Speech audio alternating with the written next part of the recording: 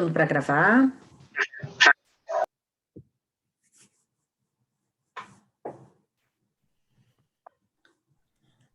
Bom, eu acho que vocês já tinham tirado foto daqui, mas eu fiquei em dúvida e daí não apaguei.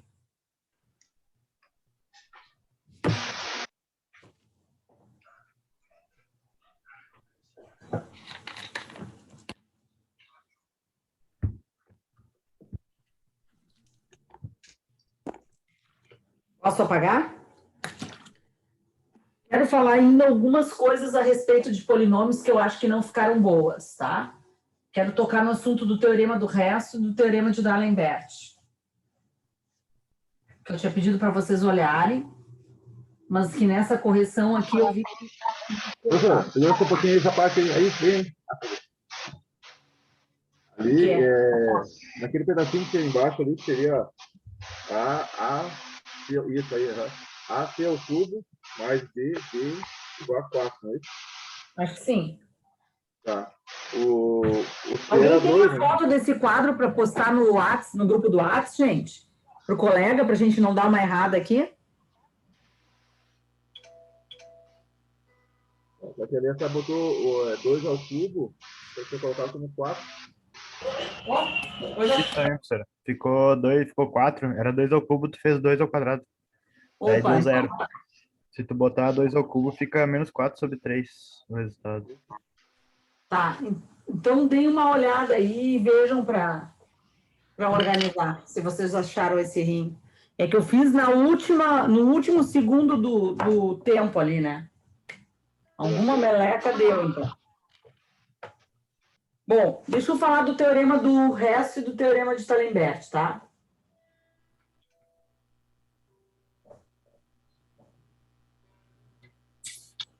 O teorema do resto, ele serve para quando eu quero saber apenas o resto, ou eu relaciono um enunciado só com o resto, tá? Então, se eu tenho um polinômio dividido por um binômio, eu acho a raiz do binômio, acho o valor numérico desse polinômio, e o que der no valor numérico é o resto. Isso que é o teorema do resto. Então, o teorema do resto diz o seguinte, que se tu tem um P de x, tá? E tu quer dividir o P de x por D de x, esse T de x aqui é, sei lá, 3x mais 2. E o teu P de x é x ao quadrado menos 5x mais 1. Vou botar 6 aqui para facilitar mesmo. Para a hora. Hã? Alguém perguntou uma coisa? Acho que foi o microfone aberto. Desculpa. Não, não foi nada. Eu não escutei mesmo. Tá. Então, como é que eu faço o teorema do resto? Eu pego isso aqui, ó. 3x mais 6 igual a 0. X vai ser igual a menos 6 sobre 3, que dá menos 2. E vou fazer P de menos 2. O que der de resultado aqui é o resto da divisão. Eu não preciso fazer todo aquele algoritmo. Então, vai ser aqui, ó, menos 2 ao quadrado, menos 5 vezes menos 2, mais 1.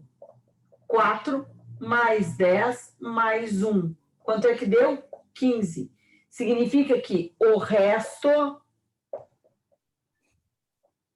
da divisão de P de x por D de x é 15. E eu não precisei fazer toda aquela divisão. Conseguiram entender o teorema do resto? Se eu tinha pedido para vocês darem uma lida na última aula lá, tá? E o teorema de D'Alembert, ele diz o seguinte, o teorema de D'Alembert. Vou escrever teorema de D'Alembert. Acho que fica melhor.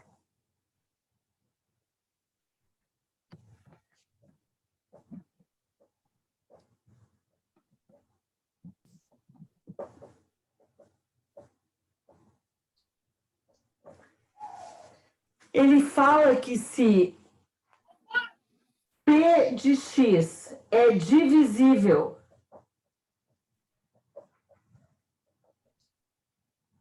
por D de x, o resultado tem que ser 0. Porque ser divisível significa que o resto é zero. Então, como é que eu sei que ele é divisível? Vamos imaginar que eu tenha aqui, ó, eu tenha um p de x que é x ao quadrado menos 7x mais 12. E eu sei que é divisível por x menos 4. Então, quem é o resto? Se é divisível, eu sei que o resto dá zero. Vamos calcular vamos ver se realmente é zero pelo teorema de D'Alembert. Eu faço x igual a 4. E daí faço p de 4 é igual a 4 ao quadrado, menos 7 vezes 4, mais 12. 16 mais 12, 28. 28 menos 28, zero. Fechou o teorema de D'Alembert. Então, cada vez que falar que é divisível, eu posso usar isso, que o resultado tem que ser zero. E cada vez que pedir o resto, eu posso usar isso e não precisar fazer todo o algoritmo de divisão. Então, prestem atenção numa coisa que eu vou dizer agora. Quando eu falo em divisão de polinômios, eu posso pensar em 3 possibilidades para saber a divisão. Eu posso pensar no algoritmo da divisão, que é aquele de chaves, que tu tem que fazer, que é uma conta bem grande. Posso pensar em Briot-Ruffini e posso pensar no teorema de resto ou teorema de D'Alembert, certo? Quando aplicar cada uma dessas? Eu vou aplicar o teorema do resto quando eu quiser saber apenas o resto da divisão. Quando eu quiser saber o resto e o quociente, e o divisor for de grau 1, eu aplico Briot-Ruffini. Quando eu quiser saber o quociente e o resto, e o divisor não for de grau 1, aí eu aplico o algoritmo da divisão. Conseguiram entender as 3 diferenças? Quando aplicar um, quando aplicar outro? O algoritmo da divisão serve sempre, só que ele é enorme para fazer. Então, eu só aplico quando o divisor não é de primeiro grau, porque daí é mais chato de resolver. Entendido? Sora do céu. O quê? Eu penso. Eu não estava conseguindo entrar de jeito nenhum, e aí agora eu tô perdida. Eu não entendi nada do que aconteceu.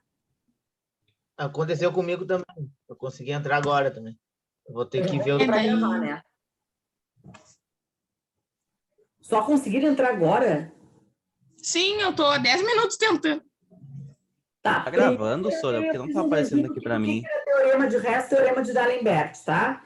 E depois, porque eu tinha dito para vocês darem uma lida, mas pelas perguntas que vocês fizeram e os exercícios que vocês selecionaram, eu vi que precisava mais um apoio técnico aqui nessa situação.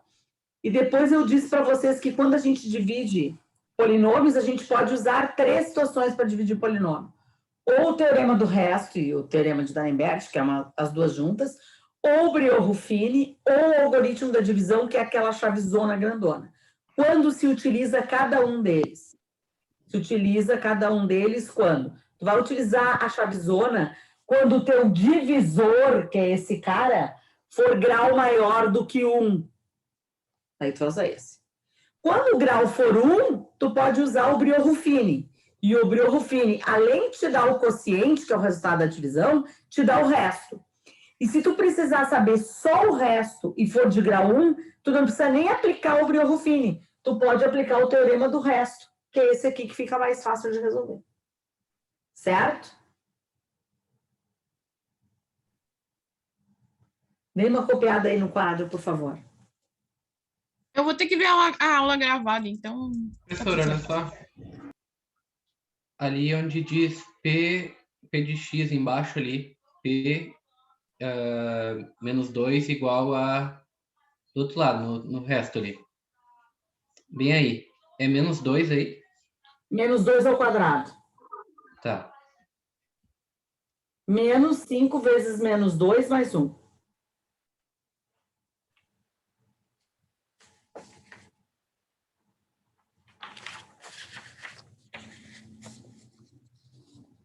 Professor, no material explica melhor como a gente identifica quando o polinômio é de primeiro grau? Não. Opa, primeiro grau, sim. Como é que tu vê o grau de um polinômio?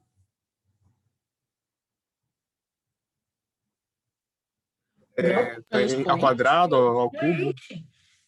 Então, esse cara aqui é de que grau? Primeiro. E esse cara aqui é de que grau? Segundo, porque tem um x ao quadrado, certo? Então, o grau do polinômio não diz ali no material já, sabe? Mas o que tu quer saber é quando o divisor é, então, tu só olha para o expoente do x ali no divisor, para saber se por um dá para aplicar a teorema do resto e Brio-Ruffini tranquilamente. Então, vou repetir. Vou repetir essa informação aqui, ó. Vou falar, tem outro tom, porque daí quando vocês forem escutar a gravação, vocês vão entender. Olha só. Resumão. Quando é que se usa um, quando é que se usa outro? Quando é que eu vou utilizar, quando é que eu posso utilizar o algoritmo da divisão que tem aquela chave? Sempre. Mas aquilo é grande de fazer, é cansativo de fazer. Então, eu vou utilizar sempre quando o divisor, que é esse cara aqui, for grau maior do que 1.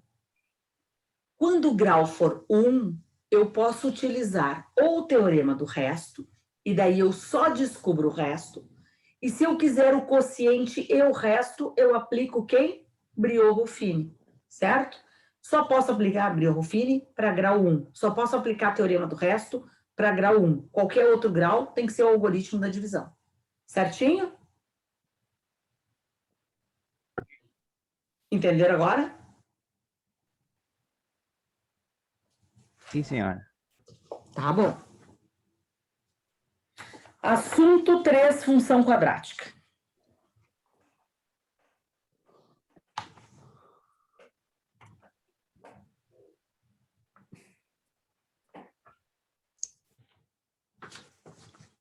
Eu quero saber se eu posso apagar o 4. Pode. Só um segundo, professor. Tô copiando, né?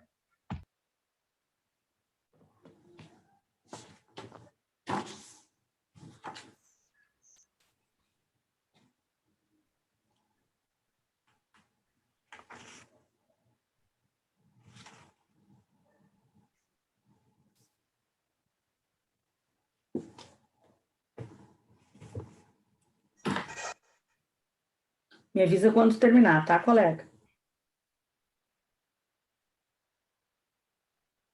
Ok.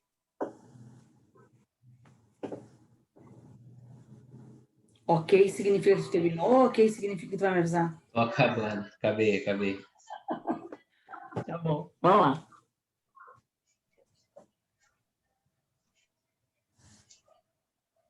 Bom. O que eu vou ter na função quadrática? A função quadrática vai ser um polinômio de segundo grau. Isso é quadrático, tá? Eu vou trabalhar agora com polinômios de ordem de grau 2. Então, uma função quadrática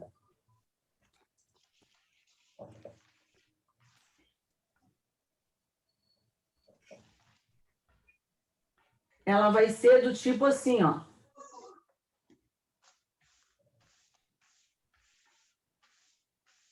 Certo? Isso aqui é uma função quadrática. Eu poderia ter escrito assim para vocês, ó. Ax ao quadrado mais bx mais c. Para resolver isso aqui... Ô, Sora, coisei os áudios ali, porque tem alguém com áudio aberto que às vezes está atrapalhando. Isso tu me fez lembrar minha adolescência. Coiseia, eu falava muito, e minha mãe sempre perguntava assim, o que é coisar, guria? Peraí que eu vou dar um mute aqui.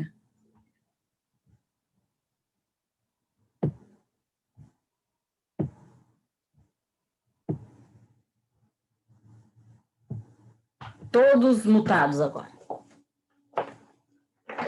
Tá. Então, assim, ó, quando eu tenho uma função quadrática, essa função ela vai me dar várias coisas, inclusive um gráfico. Qual é o gráfico de uma função quadrática?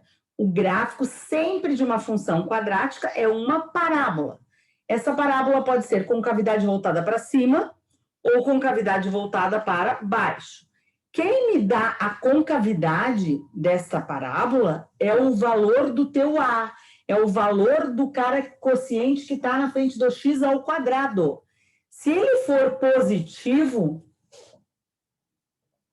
A maior que zero, a tua concavidade vai ser voltada para cima. Assim. Se ele for negativo,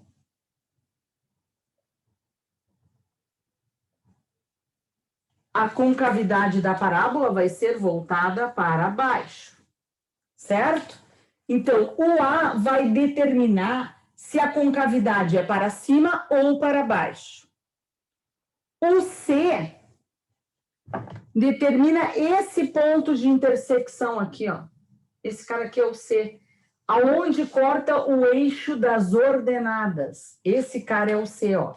Porque aqui tu tem o eixo das abscissas e aqui tu tem o eixo das ordenadas. Abscissa e ordenada. O C vai ser esse número aqui. E aonde a parábola intersecciona o eixo das abscissas são as raízes x' e x'. Nesse caso, essa parábola tem duas raízes diferentes, mas ela pode ter duas raízes iguais ou até mesmo não ter raízes. Então, o que é o teu x' e o teu x'? São as raízes de P de x. É o que faz P de x ficar zero. As raízes de P de x são x' e x'. O x' e o x', eles podem ser diferentes. Então, x' diferente de x'. Quando é que isso acontece? Quando o delta da Bhaskara dá diferente de zero. Quando é que x' é igual a x'? Quando o delta da Bhaskara é igual a zero. E quando é que não existe x' e x'? Quando o delta da Bhaskara for menor do que zero. Conseguiram entender o que é esse delta da Bhaskara? Vocês sabem o que é isso? Sim ou não? Sim. Não. Eu não consigo pegar. Não sei, professor. Pode Não me lembro explicar? bem. Ok, vou explicar. Claro, porque esse delta é importantíssimo. Então, só copiem aqui para a gente brincar com esse delta, certo? Tá.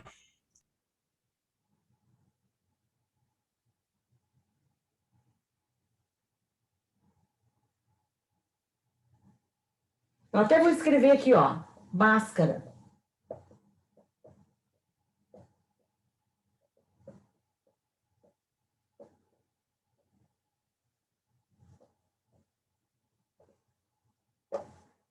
Olha onde é que está o delta, dentro da raiz. Então, o delta é aquele b ao quadrado menos 4ac.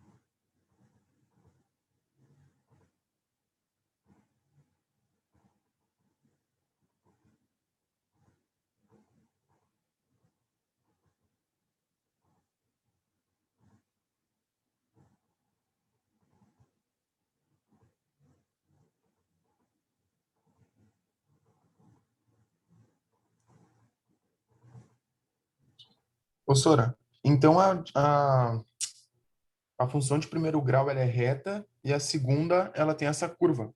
E daí o A, ele, quando ele é maior que zero, ele é sempre para cima, nos dois. Se o A é positivo, é assim. E se o A é negativo, é assim. E na reta, se o A é positivo, significa que a reta é crescente. E se o A é negativo, a reta é decrescente. Quase a mesma coisa, né? Não muda. É que são figuras diferentes, né, meu amigo?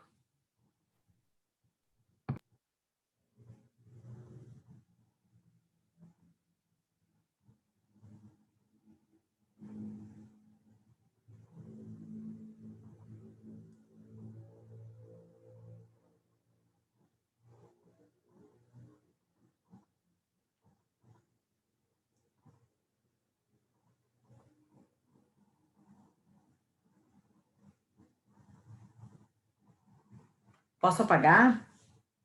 Queria aproveitar esses dois gráficos para fazer uma outra coisa aqui. Eu gostaria de pegar esse gráfico aqui e ainda mostrar para você o seguinte, ó. Deixa eu ver se eu acho minha caneta roxa aqui, porque vocês disseram da outra vez que tem uma cor que você não consegue enxergar direito.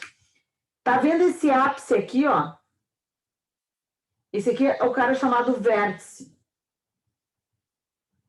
Ele tem aqui e ele tem aqui, ó.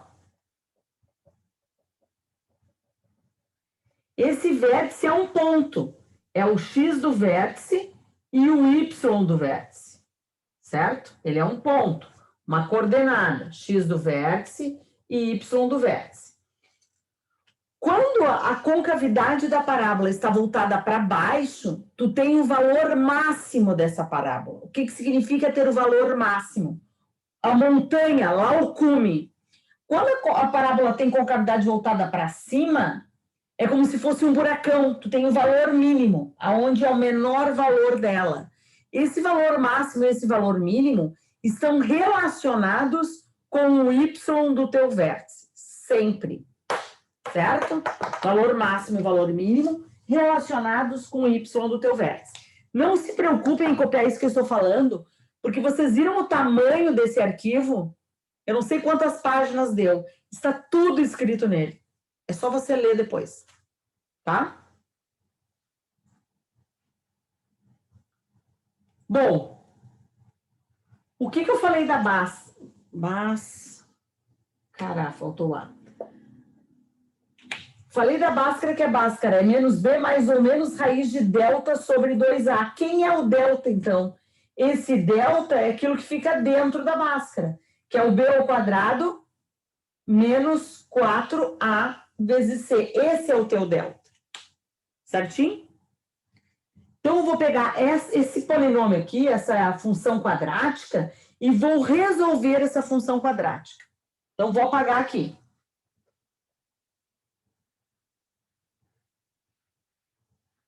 Eu vou olhar para essa função quadrática, vou deixar essa parte aqui, ó, para a gente ver. Eu vou olhar para essa função quadrática e vou ver o seguinte. O A dela, vou chamar de exemplo 1. O A dela é maior do que 0. Então, eu já tenho na minha cabeça que isso é uma coisa assim. Uma parábola com cavidade para cima. Agora, eu quero saber quantas raízes ela tem. Eu quero saber se ela tem duas raízes diferentes, duas raízes iguais, ou se não existe raiz para esse negócio. E como é que eu vou saber isso? Calculando o delta, que é esse cara aqui. Quando eu calculo o delta, que é B ao quadrado menos 4A vezes C, quem é A, quem é B e quem é C aqui? Eu tenho que comparar isso aqui com aquele polinômio que eu tinha escrito antes, que era esse aqui, ó. AX ao quadrado mais BX mais C. O A é sempre o cara que está na frente do X ao quadrado, o coeficiente do X ao quadrado. Então, ele é 1. O B é o coeficiente do X, que é o coeficiente do X menos 7. Não esqueça de carregar esse sinal junto. E o C é o termo independente, é o 12. Então, agora que eu sei quem é o A, quem é o B, quem é o C, é só substituir aqui. Vou fazer uma pergunta. Conseguiram entender onde é que eu tirei esses números? Sim ou não? Não seria menos 12, professora? Só uma pergunta. Não, o 12 é positivo. Sim. Eu achei que era menos, desculpa. Tá, peraí que eu vou arrumar esse sinal, então, se tu achou que era menos. Agora parece que é o mais? Sim, eu tinha feito errado aqui, desculpa. Não, não foi nada. Agora eu vou substituir esses valores aqui. Menos 7 ao quadrado, menos 4 vezes 1 vezes 12. O delta vai dar 49 menos 48. O delta deu 1. Delta 1 é delta diferente de zero. O que significa isso? Que as duas raízes são diferentes. Então, eu já posso pensar que o meu gráfico vai ser o quê? Ele vai ser uma coisa assim, ó. Eu vou ter um x', eu vou ter um x duas linhas diferentes. Ele vai passar por quem? Quem é o cara que corta aqui? O 12 positivo. E ele vai estar virado para cima porque o meu A é maior do que zero. Concordam com tudo isso que eu falei aqui nesse gráfico? Sim. Agora eu vou encontrar quem é o x' e quem é o x duas linhas. Fazendo o quê? Fazendo a básica. Só que eu já tenho delta. Agora eu vou apagar isso aqui, ó.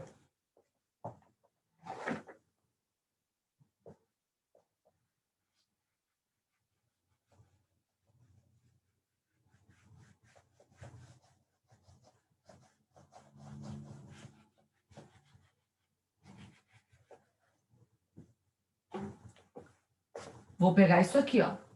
X é igual a menos B mais ou menos raiz de delta sobre 2 vezes o A. Então, x vai ser igual a menos o B. O B é menos 7. Menos 7.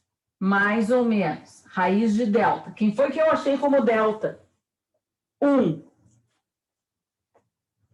Dividido por 2 vezes A, que é 2 vezes 1. X é 7 positivo, mais ou menos, raiz quadrada de 1 é 1 sobre 2. Aqui, ó, eu vou abrir a conta em duas partes. Uma para usar o sinal de adição e outra para usar o sinal de subtração. Então, 7 mais 1 sobre 2, 8, que dá 4. E o outro, que é 7 menos 1 sobre 2, que dá 6, que dá 3. Eu vou dizer que x' é 3 e x duas linhas é 4. Então, eu sei que esse gráfico, para mim, ele é alguma coisa assim, ó. 1, 2, 3, 4.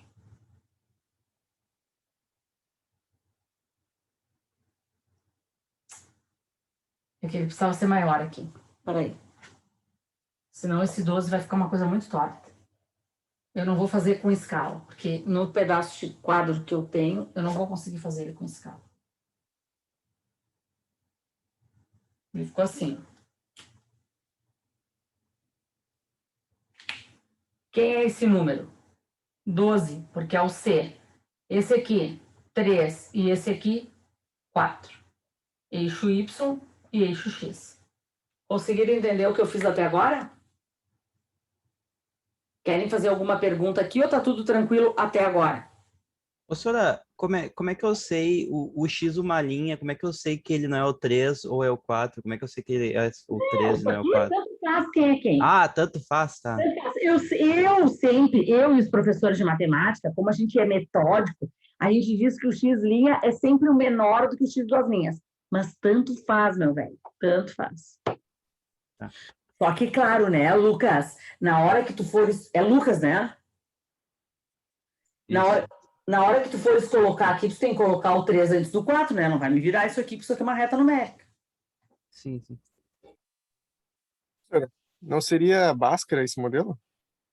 Ou algo semelhante? Claro, eu acabei de aplicar Bhaskara. Isso aqui é Bhaskara, né, meu velho? Ah, sim, essa parte eu comecei a já familiarizar já. Que bom! Então existe uma luz no fim do túnel, velho! Que bom! Dei uma copiadinha aqui que eu vou calcular o vértice ainda daquela função lá.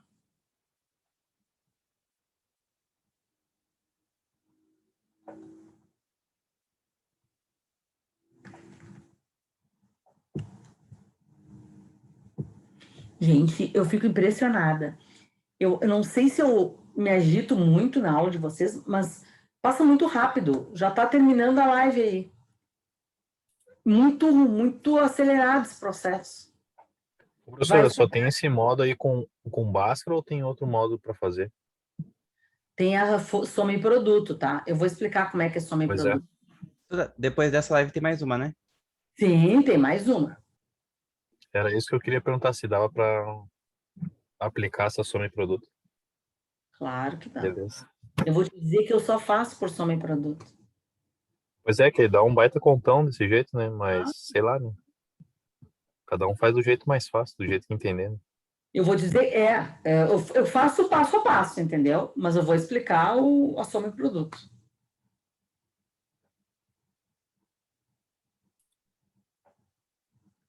Já é possível apagar?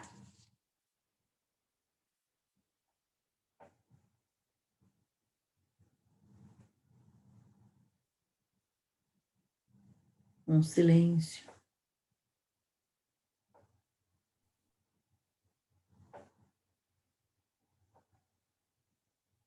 Acredito que pode, professor. Acho que sim. Então, vou apagar. Vou botar um alquinho aqui de novo. Meu paninho já tá, que é um horror. Tá. Olha o que eu vou fazer. Eu vou apagar essa parte aqui, ó, mas eu vou deixar ainda a equação aqui, ó, porque eu vou precisar de várias coisas dela. Então, a princípio, eu vou apagar só esse pedaço aqui. Então, olha o que eu já fiz dessa minha função em relação ao gráfico. Eu já sei que a concavidade é voltada para cima, já achei o ponto de intersecção no eixo Y, que é o termo independente, já achei que ela intersecciona 2 vezes o eixo X, porque eu achei o X' e o X duas linhas.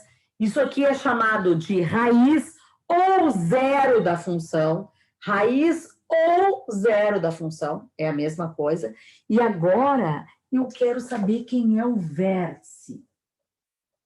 O vértice é um ponto, vai ter o X do vértice e o Y do vértice. Eles são fórmulas, tá? Como é que eu sei quem é o X do vértice? O X do vértice é menos B sobre 2A. E o Y do vértice é menos delta sobre 4A. Essas são as fórmulas da abscissa e da ordenada desse ponto chamado vértice. Certinho? Então, vamos verificar. O X do vértice vai ser menos B, menos 7, sobre 2 vezes 1. Então, o X do vértice vai dar 7 positivo sobre 2, deu quanto? 3,5. Certo? O Y do vértice é menos delta. Opa, o delta eu sei que é quanto? 1. Já tinha calculado lá. 1 sobre 4 vezes 1. Então, o Y do vértice é menos 1 sobre 4. Ou seja, menos 0,25. Quem é o meu vértice? 3,5, ponto e vírgula, menos 0,25. Ah, professora, eu não quero trabalhar com decimal, posso deixar em fração? Pode. Então, aqui vai ficar 7 meios e aqui vai ficar 1/4. Não tem problema. E agora eu vou colocar esse cara aqui, ó, e vou deixar esse gráfico uma belezura. Olha como é que vai ficar o gráfico.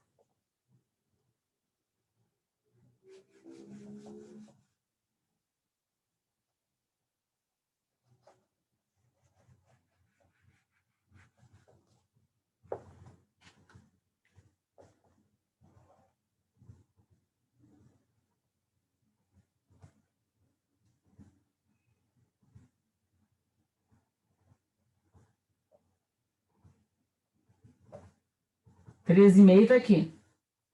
E menos Professor, 0.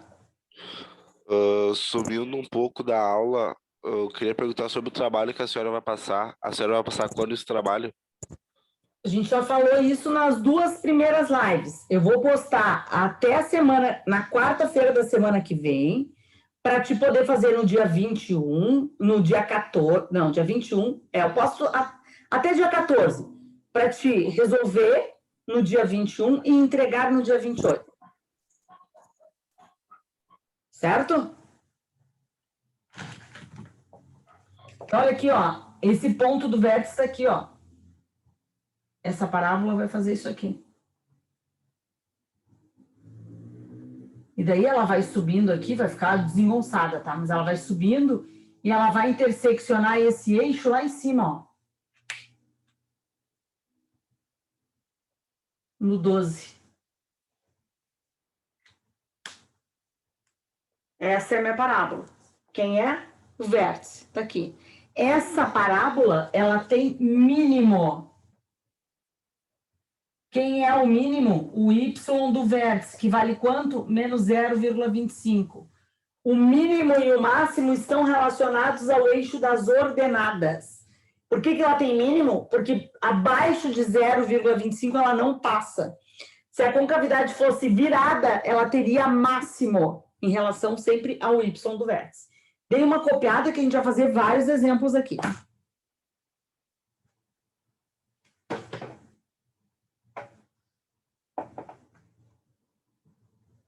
Ficou horrível essa minha parábola. Porque não tem espaço para fazer um negócio aqui que seja bonitinho.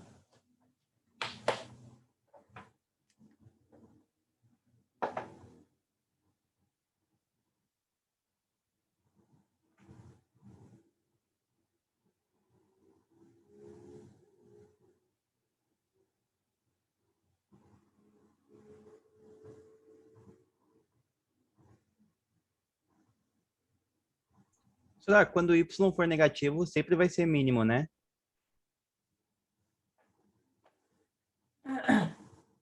Não. Não, é quando o vértice... Se a concavidade for voltada para cima, vai ter mínimo. E quando a concavidade for voltada para baixo, vai ter máximo. Tá. Eu já estou entrando aqui para a gente começar a fazer a chamada, mas a chamada vai ser na próxima live, porque nesse tempo aí não vai dar.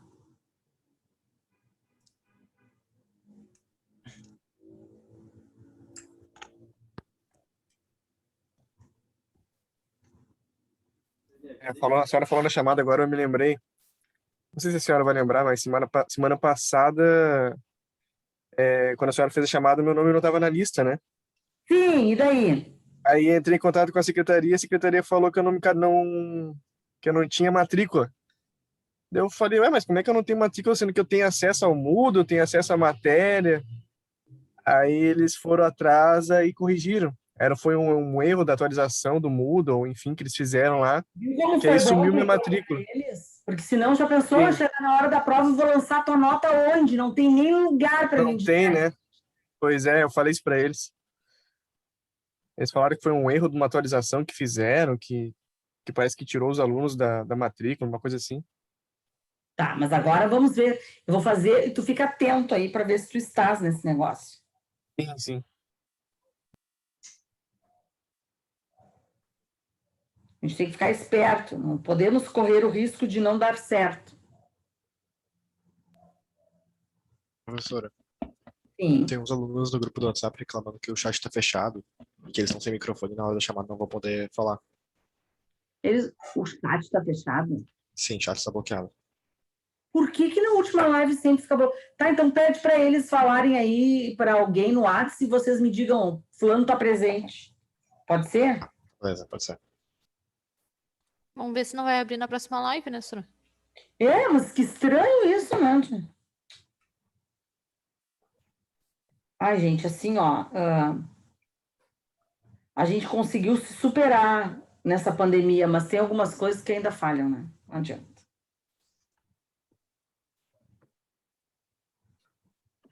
A próxima live vai até às 10, né? Ela passa das 10, mas a gente termina com ela às 10.